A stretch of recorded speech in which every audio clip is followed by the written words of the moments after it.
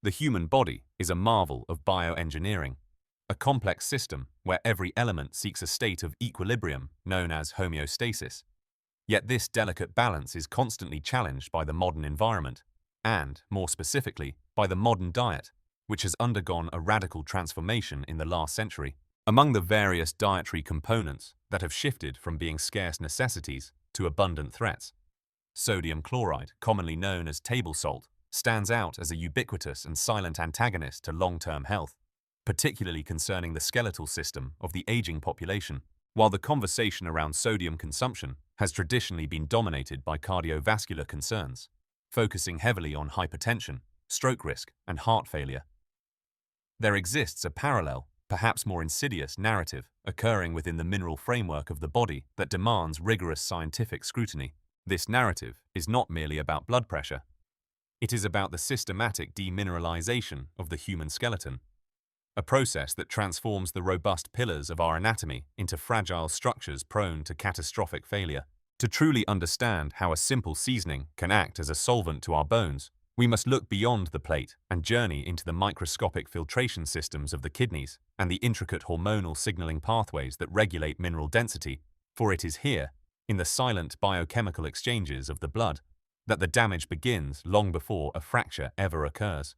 The relationship between sodium intake and bone health is fundamentally rooted in the physiology of the kidneys, the body's primary filtration units, which are tasked with the relentless job of sorting valuable nutrients from metabolic waste.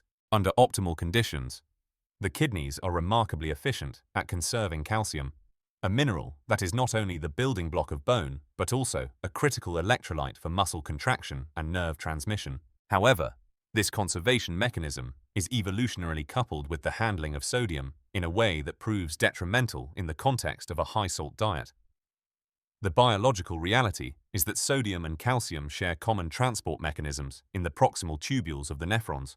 When we consume a diet high in salt, the concentration of sodium in the bloodstream spikes, forcing the kidneys to work overtime to excrete the excess sodium into the urine to maintain fluid balance and blood pressure.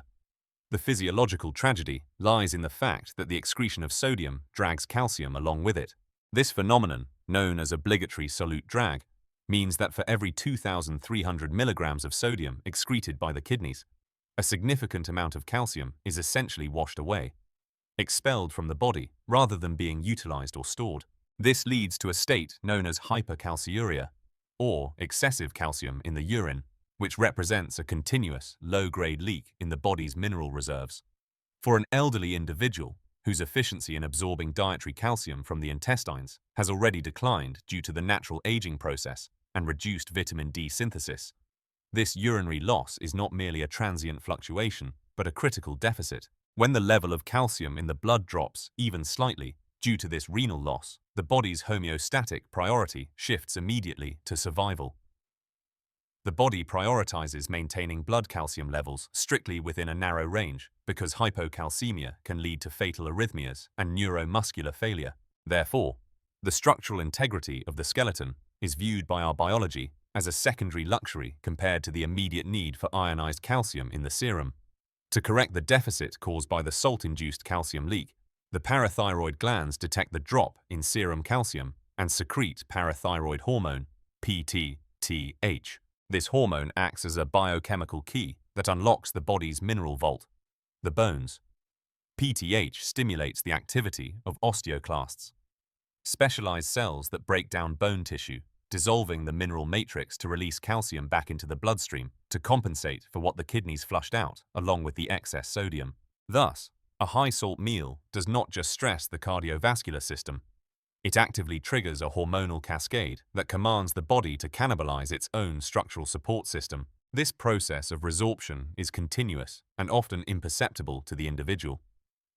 There is no pain associated with the microscopic dissolution of bone trabeculae, no immediate signal that the femur or the vertebrae are becoming less dense. It is a silent erosion, akin to water slowly washing away the foundation of a house over decades. The scientific literature suggests that this mechanism is dose-dependent, meaning the more salt one consumes, the more aggressive the calcium leaching becomes. It is crucial to understand that this is not a malfunction of the body, but rather the body functioning exactly as designed in a maladaptive environment. The kidneys are prioritizing the immediate elimination of toxic levels of sodium to prevent acute fluid overload and hypertensive crisis, and the skeleton is paying the metabolic price. Furthermore, the modern diet often presents a double-hit scenario where high sodium intake is accompanied by low potassium intake. Potassium acts as a protective counterweight to sodium, helping to buffer the acid load and reduce urinary calcium excretion. In the absence of adequate potassium common in diets lacking fruits and vegetables, the deleterious effects of sodium on calcium retention are magnified, accelerating the rate at which bone mineral density declines. The implications of this sodium-calcium antagonism extend beyond simple mineral loss and delve into the acid-base balance of the body, another critical factor in skeletal maintenance. High sodium intake, particularly from processed foods which often contain sodium-based preservatives, contributes to a state of low-grade metabolic acidosis.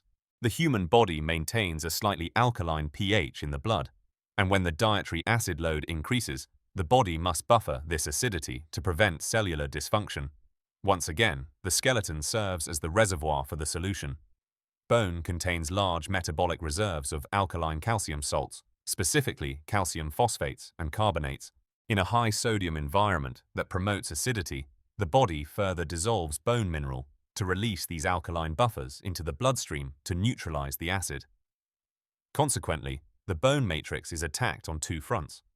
First, by the direct renal coupling of sodium and calcium excretion, and second, by the need to buffer the metabolic acidosis exacerbated by a high-salt, low-plant diet. This creates a physiological environment where bone formation, carried out by osteoblasts, cannot possibly keep pace with the accelerated rate of bone resorption driven by osteoclasts. For the aging demographic, this creates a precarious trajectory. As we age, the population of mesenchymal stem cells in the bone marrow, which are the progenitors of bone-forming osteoblasts, naturally diminishes and tends to differentiate more readily into fat cells, adipocytes, rather than bone cells. This means that the regenerative capacity of the skeleton is already compromised. When we impose the additional stress of a high-sodium diet, we are essentially accelerating the breakdown machinery while the repair machinery is slowing down. The net result is a rapid thinning of the cortical shell of the bones and a disconnection of the trabecular network inside the bone. This micro-architectural deterioration is what ultimately defines osteoporosis. It is important to visualize this not just as a loss of mass, but as a degradation of structure. A bridge does not collapse solely because it weighs less, but because its internal struts and supports have been severed. Moreover, the impact of sodium is not limited to the bone density itself, but affects the quality of the bone material. Bones are not just blocks of chalk. They are living tissue composed of a collagen protein matrix hardened by mineral crystals. Excessive sodium intake and the subsequent chronic metabolic acidosis can alter the synthesis of collagen, making the bone matrix more brittle and less able to withstand mechanical stress.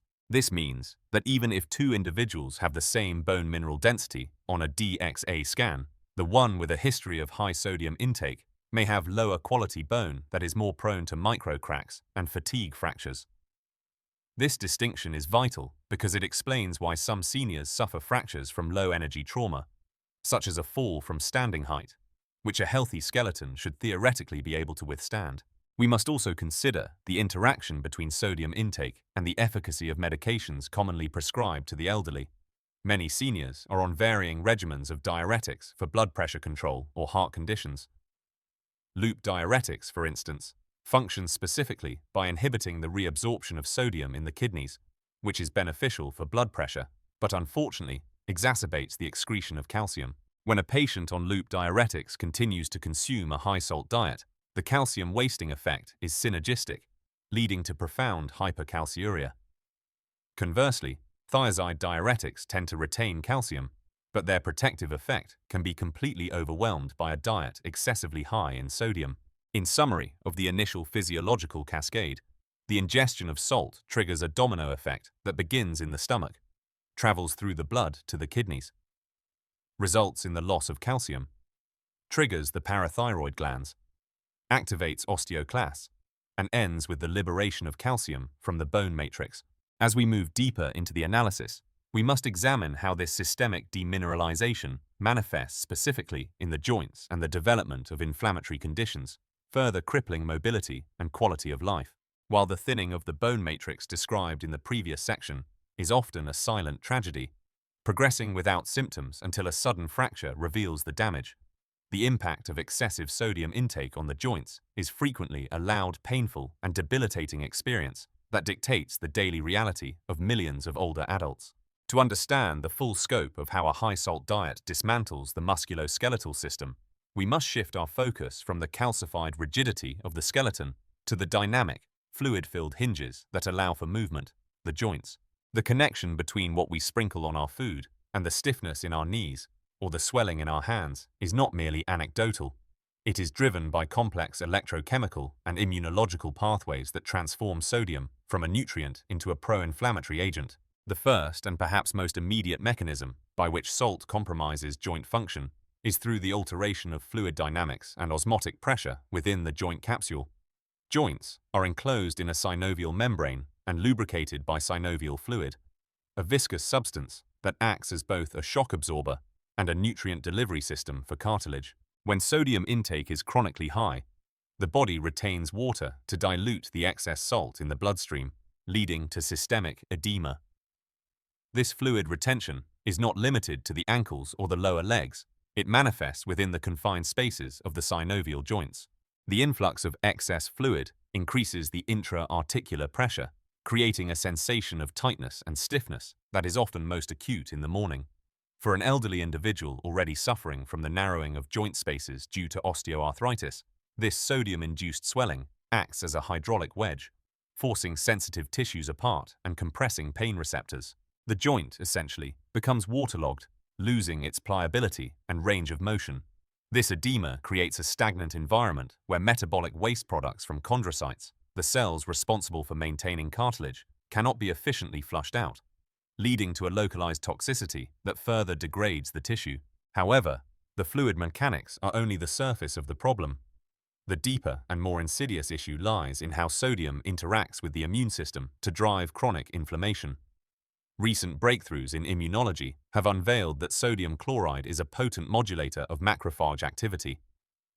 Macrophages are the eaters of the immune system, tasked with cleaning up debris and patrolling for pathogens. In a high-salt environment, these cells undergo a phenotypic shift, becoming more aggressive and releasing higher levels of pro-inflammatory cytokines, such as interleukin-6, IL-6, and tumor necrosis factor alpha, TNF-alpha. These chemical messengers are the distress signals of the body, and when they are chronically elevated due to high salt intake, they travel to the joints where they stimulate the production of enzymes called matrix metalloproteinases, MMPs. These enzymes are essentially molecular scissors. Their biological function is to break down old proteins to make room for new ones.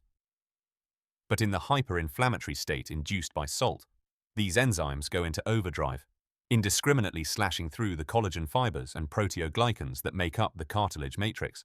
Consequently, the high-salt diet provides the biochemical fuel for the body to digest its own cartilage, accelerating the progression of osteoarthritis far beyond what would occur through natural aging alone. This inflammatory response is particularly devastating for individuals with autoimmune conditions, such as rheumatoid arthritis, RA, a disease that disproportionately affects older women. The scientific link between salt intake and autoimmunity is centered on a specific type of immune cell known as the T helper 17 cell. 17 cells are essential for fighting bacterial and fungal infections, but they are also the primary drivers of autoimmune tissue destruction.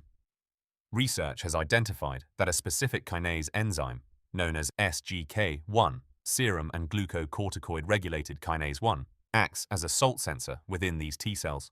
When the sodium concentration in the tissue environment rises, SGK1 is activated, which stabilizes the genetic pathway that pushes naive T cells to differentiate into highly pathogenic Th17 cells.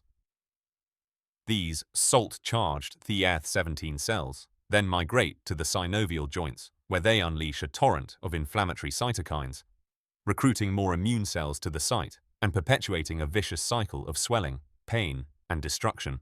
Therefore, for a senior citizen managing rheumatoid arthritis, A salty meal is not just a dietary indiscretion. It is essentially pouring gasoline on a smoldering fire, directly upregulating the cellular machinery that attacks their joints. Furthermore, we must consider the direct effect of hypertonicity on the chondrocytes themselves. These cartilage cells are highly sensitive to the osmolarity of their environment. In a healthy joint, the balance of water and ions is strictly regulated to maintain the turgidity of the cartilage, allowing it to spring back after compression. When dietary salt intake is excessive, the extracellular fluid becomes hypertonic, meaning it has a high concentration of solutes. This draws water out of the chondrocytes, causing them to shrink and creating a state of intracellular dehydration. This stress triggers a distress response within the cell, leading to mitochondrial dysfunction and the accumulation of reactive oxygen species, ROS. These free radicals damage the DNA and proteins within the chondrocyte, leading to premature cell death or apoptosis. Unlike bone, cartilage has a very limited capacity for regeneration. Once a chondrocyte dies, it is not replaced. The gradual loss of these cellular caretakers leaves the cartilage matrix unmaintained, causing it to become brittle, dry, and prone to cracking under mechanical load. This forms the biological basis for why high salt intake is correlated with more rapid cartilage loss in knee osteoarthritis studies. The connection extends to the metabolic syndrome, a cluster of conditions often found in the elderly, including hypertension, insulin resistance, and obesity, all of which are exacerbated by high sodium intake. Adipose tissue, or body fat, is not merely energy storage. It is an active endocrine organ that secretes adipokines, many of which are pro-inflammatory. High salt intake often correlates with the consumption of highly processed caloric foods, driving obesity. The mechanical load of excess weight on the knees and hips is well understood, but the metabolic load is equally damaging. The combination of high salt and high fat creates a systemic state of meta-inflammation. In this state, the synovium, joint lining, becomes infiltrated with fat cells and inflammatory markers, leading to a condition sometimes referred to as metabolic osteoarthritis. Here, salt acts as a potentiator. It elevates blood pressure, which damages the subchondral bone, the bone layer underneath the cartilage, causing it to stiffen. A stiff subchondral bone cannot absorb shock effectively, transferring all the impact forces directly into the delicate cartilage above, shredding it from the bottom up. Thus, salt attacks the joint from all angles. Chemically via cytokines, osmotically via chondrocyte dehydration, and mechanically via fluid retention and subchondral stiffening. Another critical, yet often overlooked aspect is the relationship between sodium handling and uric acid, the culprit behind gout. Gout is a form of inflammatory arthritis caused by the crystallization of uric acid in the joints, causing excruciating pain. The kidneys are responsible for excreting both sodium and uric acid. When the kidneys are overwhelmed with the task of excreting a massive sodium load, the transport mechanisms for uric acid excretion can be competitively inhibited or downregulated due to the complex interplay of ion exchanges in the renal tubules. This leads to hyperuricemia, or high levels of uric acid in the blood. For an elderly individual whose kidneys are already operating at reduced capacity, a high-salt diet can be the tipping point that precipitates a gout attack. The sodium-induced volume expansion also concentrates urate in certain tissues, promoting crystal formation. Therefore, salt restriction is not only a strategy for heart health, but a necessary prophylactic measure against the agonizing flares of gouty arthritis. Even the perception of pain itself is modulated by sodium. Emerging research in neurobiology suggests that high sodium levels can alter the excitability of peripheral nerves. The nerves innervating the joint capsule and the subchondral bone rely on sodium channels to transmit pain signals to the brain. An excess of sodium in the interstitial fluids can lower the threshold for nerve firing, meaning that the same amount of tissue damage feels more painful in a high-salt environment than in a low-salt one. This phenomenon, known as peripheral sensitization, means that elderly patients with high sodium intake may experience a disproportionate level of pain relative to their actual joint pathology, leading to reduced mobility, increased dependence on painkillers, and a sedentary lifestyle that further weakens the muscles supporting the joints. Ultimately, The assault of sodium on the joints is a failure of the biological environment. Our joints evolved to operate in a specific biochemical context, one of balance, hydration, and controlled inflammation.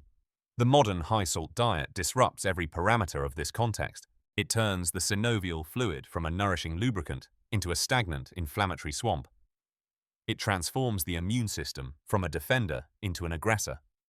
It dehydrates the cartilage cells that are struggling to maintain the structural integrity of our knees, hips, and hands.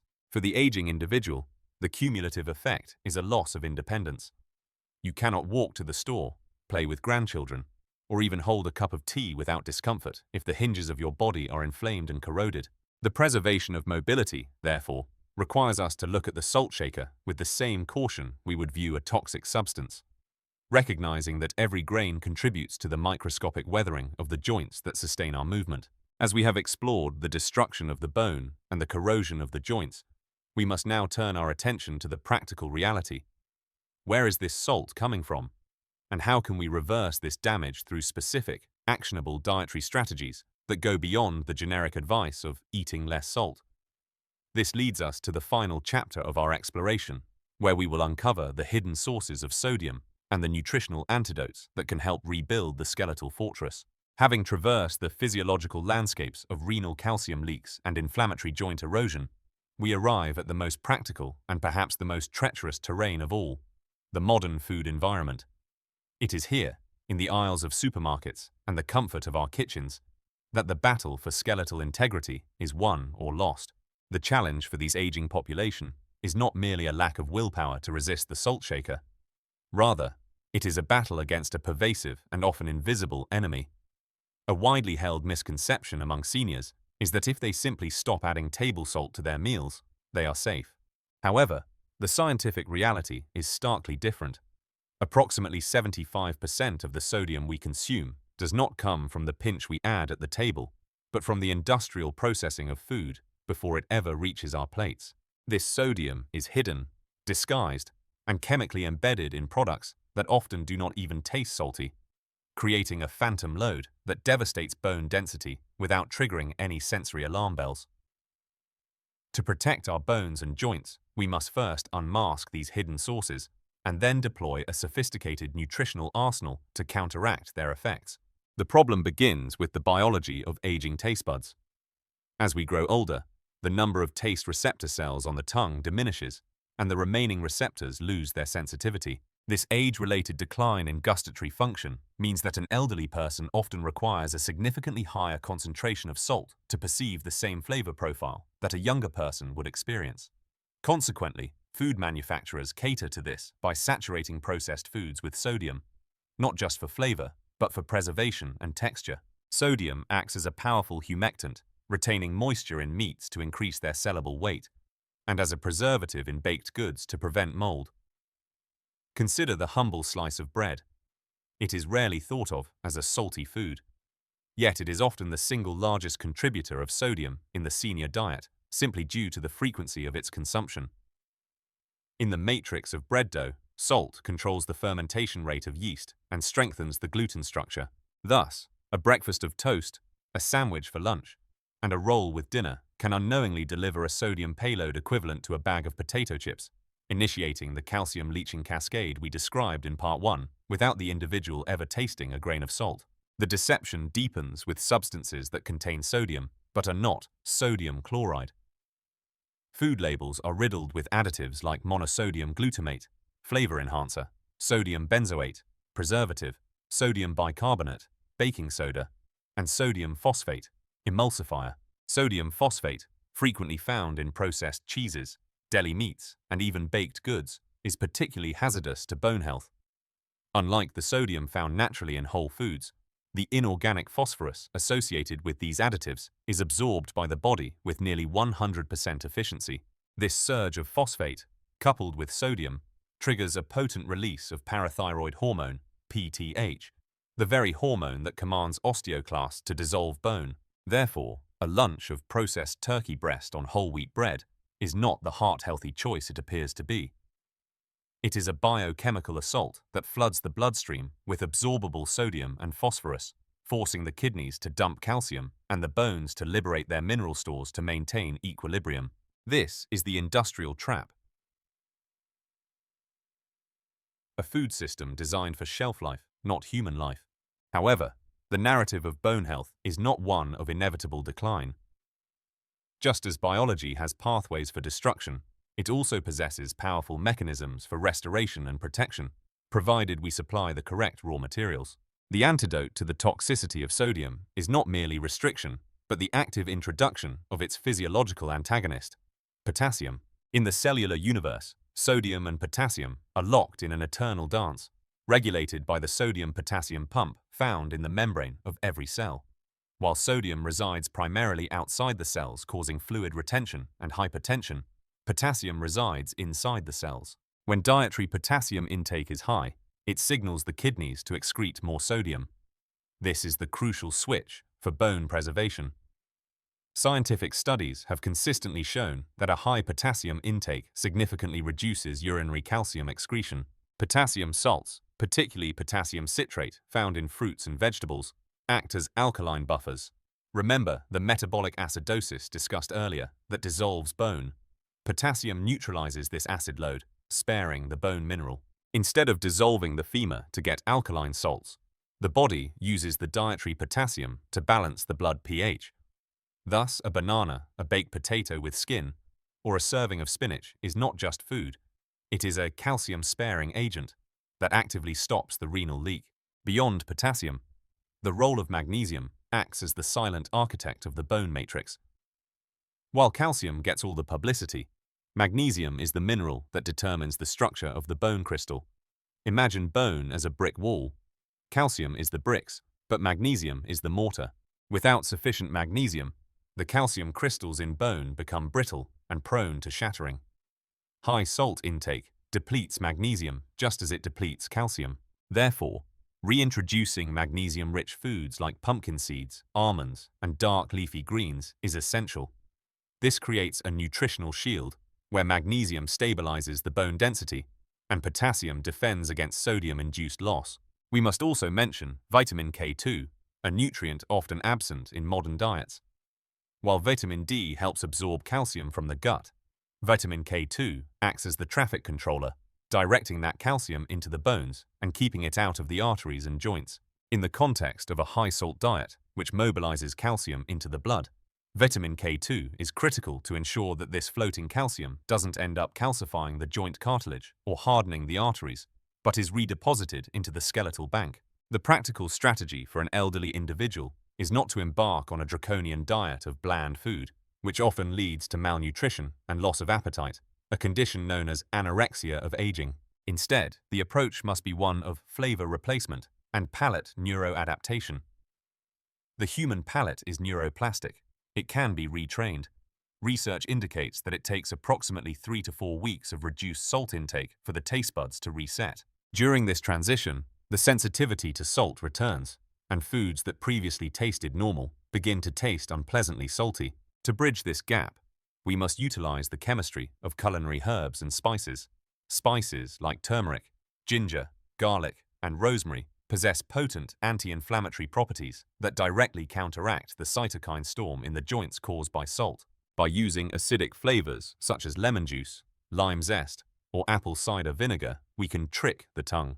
Acid mimics the brightness of salt on the palate, enhancing the perception of other flavors without adding a single milligram of sodium. This is not just cooking, it is culinary pharmacology. Water, too, plays a pivotal role in this detoxification process. For the elderly, the sensation of thirst is blunted. By the time a senior feels thirsty, they are often already dehydrated. Chronic dehydration forces the body to retain sodium to maintain blood pressure, creating a vicious cycle. Adequate hydration acts as a solvent, assisting the kidneys in flushing out the excess sodium load. However, the water should be mineral-rich or consumed alongside electrolytes from food to prevent washing out the protective potassium. The goal is a high-flux state where fluids and nutrients are constantly circulating, preventing the stagnation and crystallization that leads to gout and joint stiffness.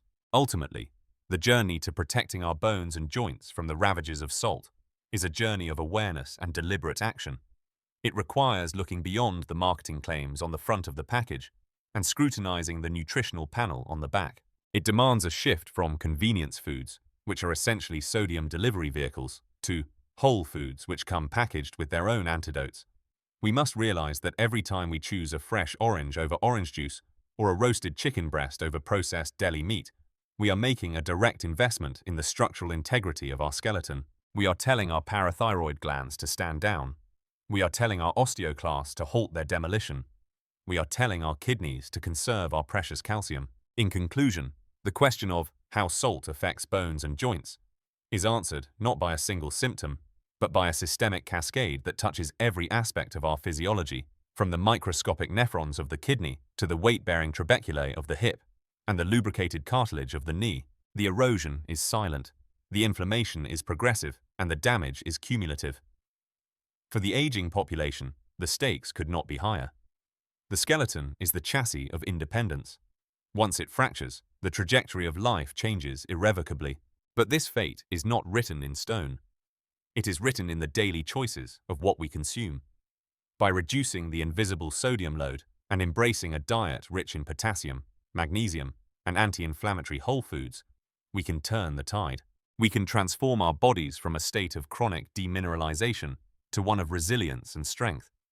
It is never too late to rebuild. The bones you save today are the legs that will carry you into a future of mobility, freedom, and vitality. Let the salt shaker stay on the table, but let your knowledge be the ingredient that truly seasons your life with health. This is not just about eating less salt. It is about respecting the intricate, beautiful machinery of the human body and giving it the support it needs to stand tall, move freely, and endure.